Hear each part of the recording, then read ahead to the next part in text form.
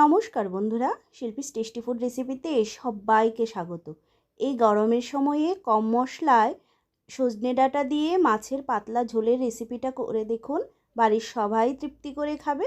তো চলুন দেখে নেই আজকে আমার এই রেসিপিটা বানানোর জন্য আমি এখানে আলু এরকম লম্বা করে কেটে নিয়েছি আর সজনে ডাঁটা কেটে নিয়েছি।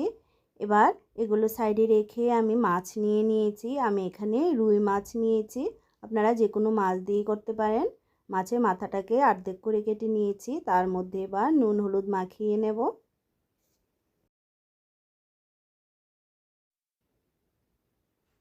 মাছগুলোতে নুন হলুদ মাখিয়ে নিলাম। এবার রান্নায় চলে যাব। তার জন্য গ্যাস ওভেনে কড়াই বসিয়ে তার মধ্যে তেল দিয়ে দিচ্ছি। তেলটা গরম হয়ে গেলে তার মধ্যে মাছ দিয়ে দিচ্ছি। মাছগুলোকে ভেজে নেব। মাছগুলোকে উল্টে পাল্টে ভেজে নিচ্ছি।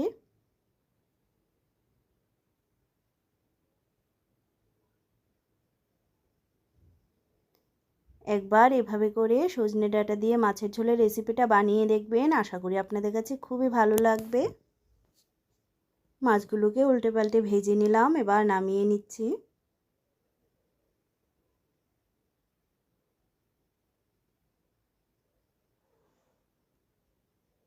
মাছগুলো নামিয়ে নিয়ে কড়াইয়ে আরেকটু তেল দিয়ে দিলাম। তাতে দুটো শুকনো লঙ্কা আর 5 ফোড়ন দিয়ে দিচ্ছি। ফোড়নটাকে একটু নেড়ে নিয়ে তার মধ্যে কাটা আলুগুলোকে দিয়ে দেব। আলুগুলোকে নেড়ে নিচ্ছি। তেলের সাথে আলুগুলোকে হালকা করে ভেজে নেব।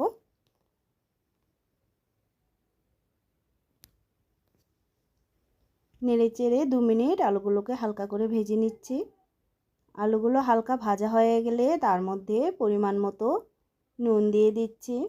দিয়ে দিচ্ছি হলুদ গুঁড়ো, দিয়ে দিচ্ছি 1 চামচ পরিমাণ জিরে গুঁড়ো, আর দিয়ে দিচ্ছি আদা আর কাঁচা লঙ্কা একসাথে গ্রেট করে নিয়েছি।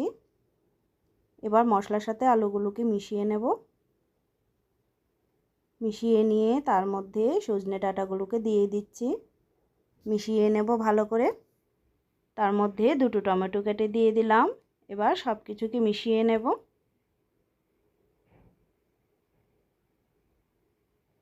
মশলার সাথে 2-3 মিনিট টাইম নিয়ে লো ফ্লেমে আমি এগুলোকে কষিয়ে নেব।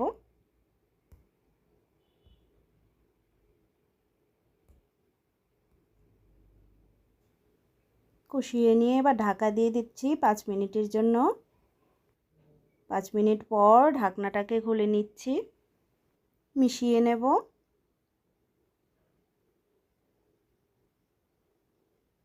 আরও মিনিট খানেক আমি নেড়ে চেড়ে এটাকে রান্না করে নিচ্ছি।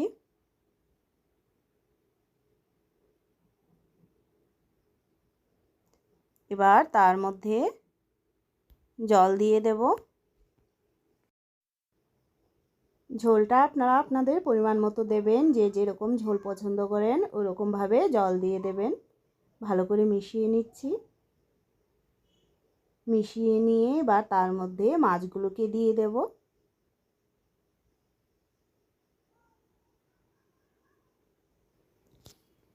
হালকা করে নেড়ে নিচ্ছি।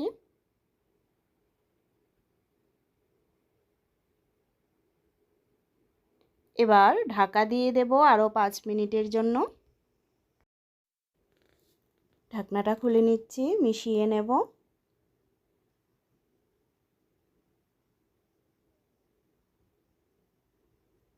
একদমই রেডি হয়ে গেছে সজনে ডাঁটা দিয়ে মাছের ঝোল।